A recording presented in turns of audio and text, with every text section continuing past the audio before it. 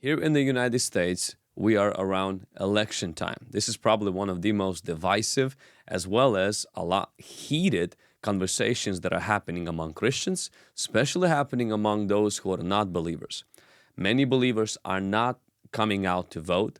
Some believers, would say things like, hey, I'm just going to vote for Kamala this time, but for Jesus, I'm always for Jesus.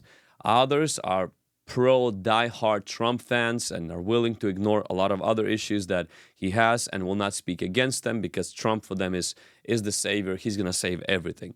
And some people are just simply saying, because of so much confusion that's happening there, I'm just going to bury my head in the sand and be this spiritual ostrich. And I'm going to send the message to both of the candidates that I am not going to vote. And I'm going to vote for the third party, which simply means they're not going to win, to send the message that, hey, I disagree with both of you. And so as Christians, a lot of times they're sitting on the sidelines. They want to know what's happening. What should we do? I like this post that I've seen by Pastor Josh. He shared it a few times already. I reshared it. I really think you should listen to it and see it because it has some good things that will help you to make informed decisions during this election time. He called this post 11 ways Christians are gaslit into staying out of politics. Now, to be gaslit is to be a victim of psychological manipulation that causes you to question your reality, memories, and perceptions. So, the first way he says, and this is going to apply a lot to the United States, so those of you who are watching from the United States, you probably are praying for this nation and are concerned. I want you to be just a little bit aware of this as well. Separation of church and state. Keep your religion out of politics. I mean, how many times have you heard that? I mean, we are going into local schools to do Bible clubs, and we've heard that from some of the people that are in the government schools that are saying, keep your religion out of the state. But separation of church and state does not mean a separation of righteousness and state. That would be evil. A separation of politics and religion. That's impossible. It means a separation of governments, that the same person should not be the president of the government and pope of the church. Our nation was founded on freedom of religion, not freedom from religion. So don't let the culture gaslight you into this thing that you keep your religion out of the public square because of this separation of church and state. It simply means that your pastor cannot be your pastor and the president of the United States simultaneously. Secondly, is the church should not get political.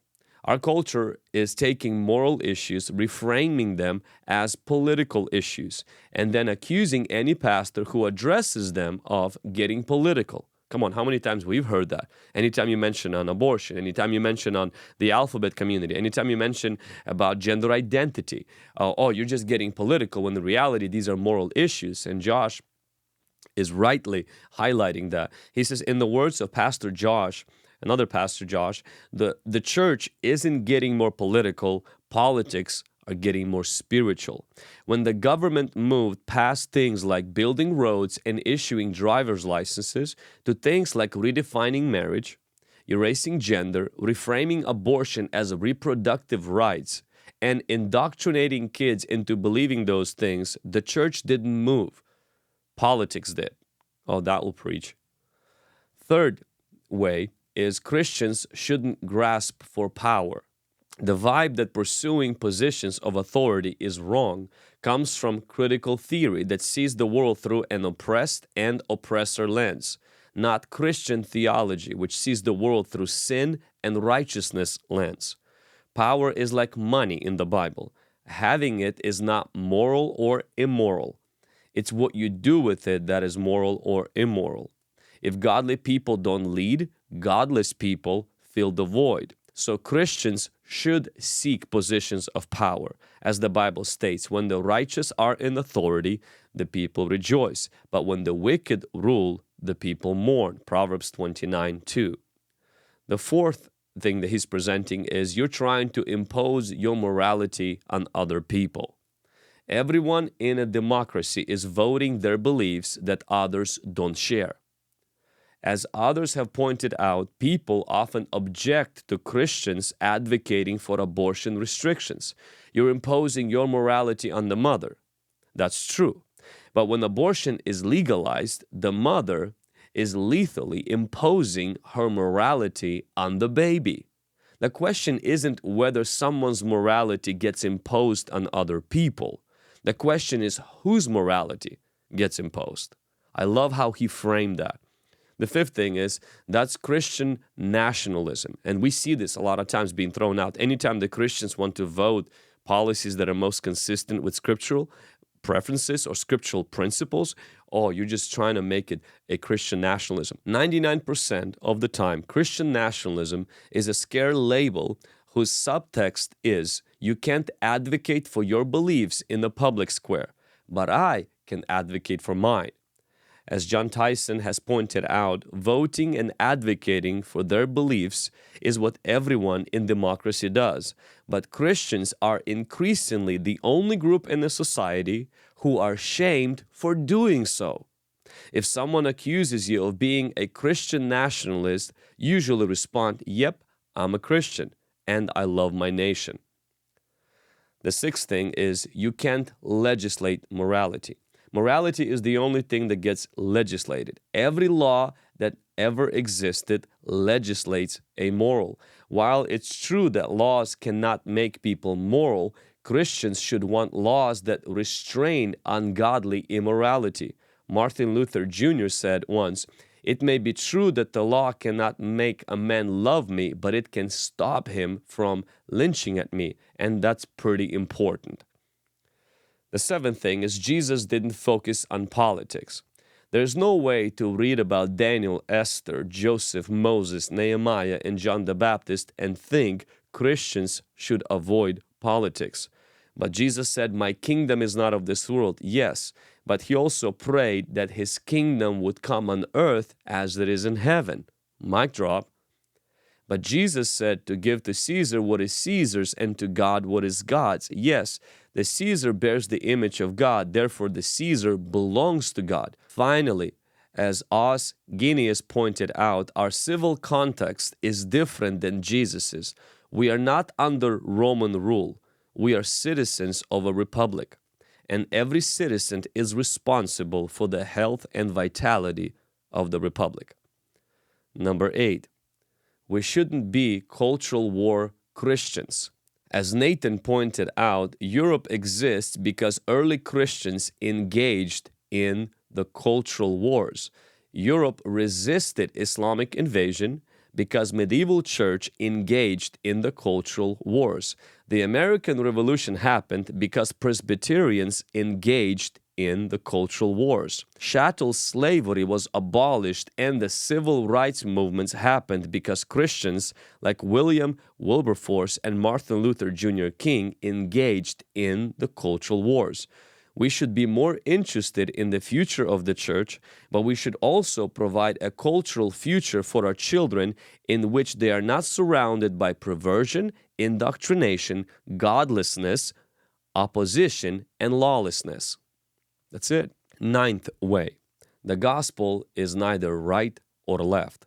This statement made more sense in the past when two political parties agreed on the destination and just disagreed on how to get there. But as uncomfortable as it is, we must increasingly acknowledge that two parties now desire radically different societal destinations. While it's true the gospel isn't right or left, the gospel is about right and wrong. And honest Christians must acknowledge that while there are immoral leaders and corruption in both parties, there is currently more wrong in the policies of the left than the policies of the right. And Josh goes through the policies of the left that are very wrong. Things like the unlimited abortion of the unborn, the redefining of marriage, the cultural permeation of transgender ideology, biological men in women's sports, bathrooms, and locker rooms, legal protection for sex change surgeries for minors, teaching children perverse sex and gender ideology in public school, pornographic books in public schools.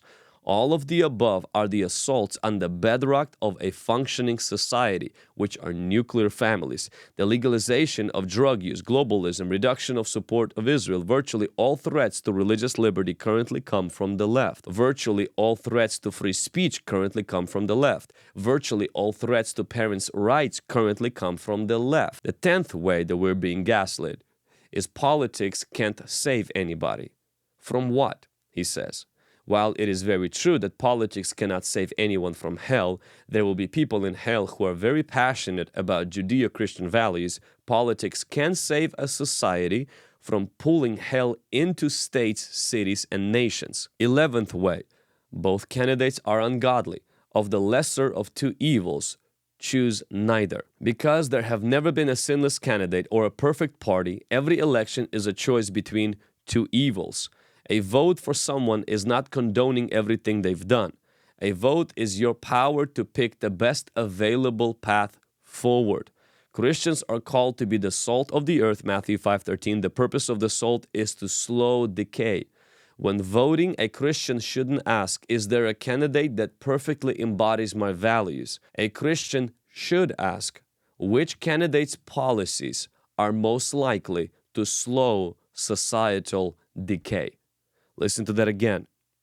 A Christian should ask which candidate's policies are most likely to slow societal decay. So we're not asking who is the closest perfect Christian that embodies Christian values. We're asking, and I love how he framed that, which candidate's policies are most likely to slow societal decay, because we're the salt. And he would mention that 30 million Bible-believing Christians did not vote in the last presidential election. The election was decided by 42,000 votes. Wow. Nobody but Jesus gets your heart.